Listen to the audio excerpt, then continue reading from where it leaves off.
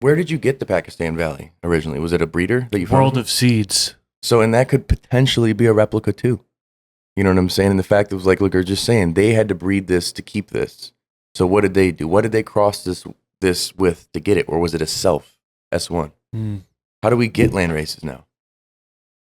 I don't know how they do the preservation, but they're one of the ones that are known to preserve land races in particular. I think Todd McCormick, World of Seeds, and a few others, they're good at keeping the old school around. I think it's just the fact that the young generation doesn't give a shit about that. It's only the old dudes.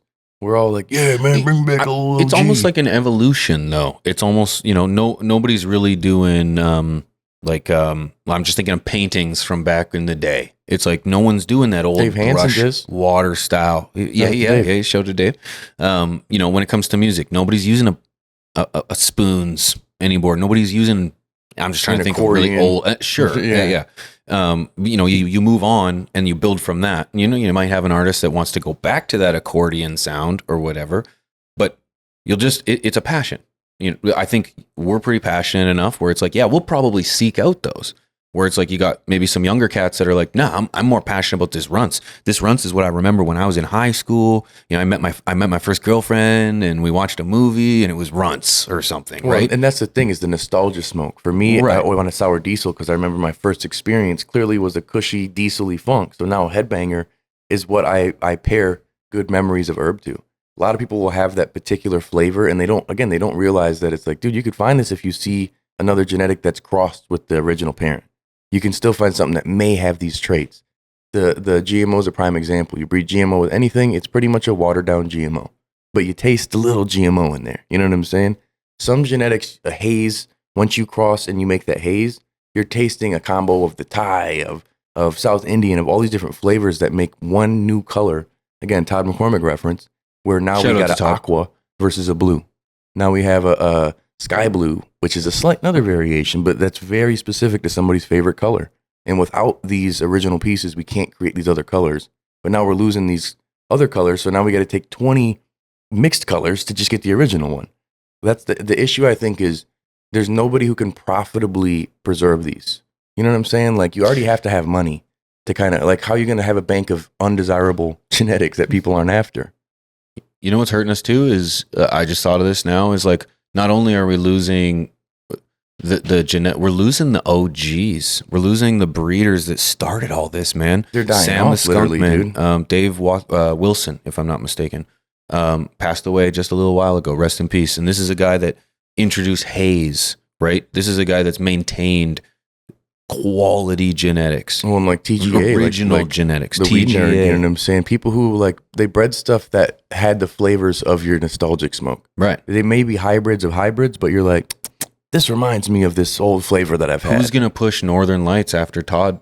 It's like he's the one that's got the source, but B, the passion to keep these genetics alive. Who's gonna do that after Todd? I think it'd be you guys. That's right. It's got to be somebody, right? It has to be somebody. Listen. Someone has to take that on, and I think that's why it's important to have conversations about where it all began. Because it's also like too. There's all these land races, and there's nothing to say because I have no idea that we didn't just isolate the good phenos of a couple, and instead of taking a path that looks like this, we just took a couple and just explored with those ones.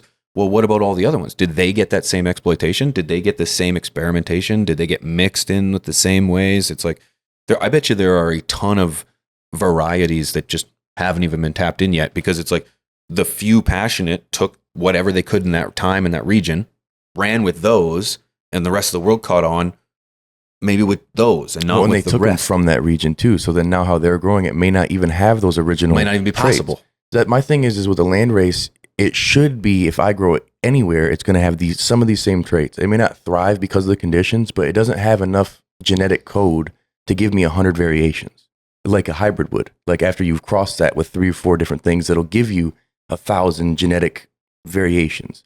With some of these, like the Afghani should be Afghani, period. It may not grow as good, it may not do, but the end product should be really similar. I think the predictability is gone with genetics now because they're so bred. It's like unless somebody does an F4 or gives you a S1 or a clone, we don't know if it's going to give me the traits that you say it is. You may see like, oh, well, kind of has those squatty look or kind of has this, but until like, I wish there would have been tissue culture then. If there was tissue culture back then and somebody was able to say, I've locked these ones in, we have them, then we could have something to compare to. But right now we're looking through books and forums and some random opinion of somebody from the 70s to know the authenticity of these genetics. And you're taking their word. Yeah. And now I'm assuming that this is what the original one is. And it's like, well, they may have had one that was taken from the Hindu Kush Mountains and brought to Humboldt that now is a little different. The flavor is a little different. The growth is a little different because the region's totally different. I think the lost love of land races comes from keeping up with the Joneses, not from the consumers, because the consumers would keep doing it. But you got to compete with the grower next door. So I'm going to take one and maybe rename my land race. And I'm going to breed it with this other one so it grows better in Humboldt. But now we lose out as us home growers and us regular Joes being like, I just want to take out these 4 pieces you put into it and get one of these pieces. Tissue culture would be that option, you know? Maybe someone's doing it. I guess we'll have to ask Todd McCormick, but it'd be cool if he was keeping some of these as tissue culture versus just a load of seeds that now he has to hand to the next person, you know? Yeah, a lot of people say tissue culture is the future when it comes to preserving genetics. And, one other land race I want to talk about, which is one of my favorites, is Durban Poison. Oh, yes. Durban Poison. I got the notes here. South Africa is where that's coming out of. Durban. Pure sativa, famous for its energetic and cerebral high, as well as its distinct sweet and anise-like aroma. Ease-like. Anise. A-N-I-S-E. Anise-like aroma. On your knees, like. But this is one that I had my buddy grow out this one as well. He really liked land races, and he would always Durban Poison. He grew out the Pakistan Valley, and this one was more of a lengthier one, longer flowering time from what I remember. 12 weeks for mine. But I remember it being just so like uplifting, high and energetic, and just pure sativa like. Laughing, goofy. Yeah, that was the high school high. That was the effect of just like dying of laughter and eating so much food. That was my first named bud. From brickweed to chronic to Durban Poison. I was like, whoa, what is this? And a longer flowering time, it was like stretchier from what I remember. Of course, your environment's going to impact how it grows and stuff like that. But for the most part, a little bit airier of a bud structure on it. But spear-like buds. Really, it's the effects. It comes down to people who are looking for the effects. That's why they grow a lot of these land races. And Durban Poison is one of those ones that, honestly, I am considering potentially doing some sort of breeding project with it eventually. Dude, I don't have anything in there. With Chill Out OG? Yeah, I didn't even think could bring a lot into it. Yeah, Pakistan Valley Durban Poison crossed with Brisker. That's a whole different, like literally, that's old school, new school. Because the Brisker OG, that's within the Chill Out OG, right? That has the Peanut Butter Breath, Tahoe OG, and then you go back on that lineage, and it can take you. There's a lot of stuff in there, so it would be a pretty good combination. I just have to figure out exactly what I'd be looking for. You know what I mean? You don't want that 12 weeker. Yeah, short. Get a shorter flowering period.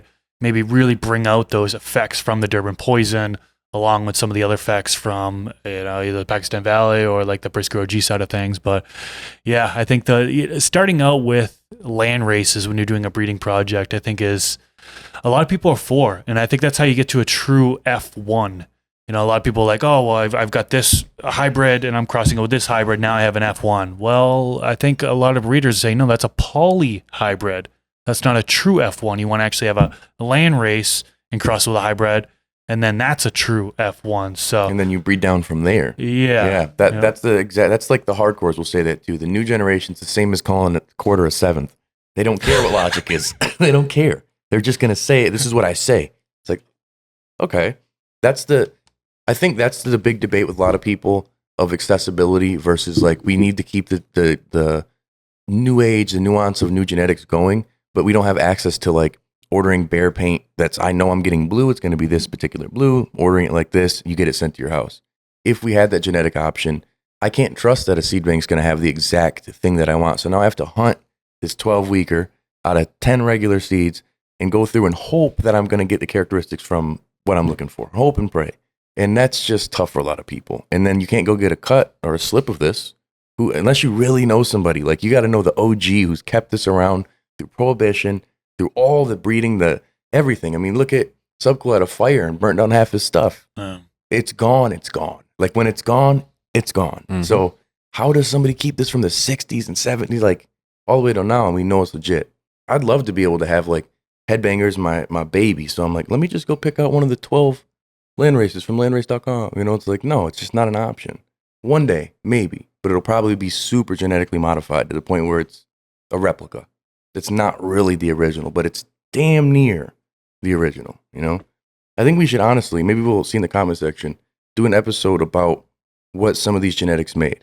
Because like Durban Poison made Girl Scout cookies, one of them I believe, so let me know if I'm dumb in the comments. And that is made a million other genetics, and that's what people know as like one of the original hot one. You got GSC? Or then the cookies out of that. I think that would be a cool conversation to educate people on how the great-grandparents of their favorite strains were. This FTS clip was brought to you by AC Infinity, leaders in garden innovation. Use discount code TheStash15 at checkout to save some money on your order. From the Stash Podcast.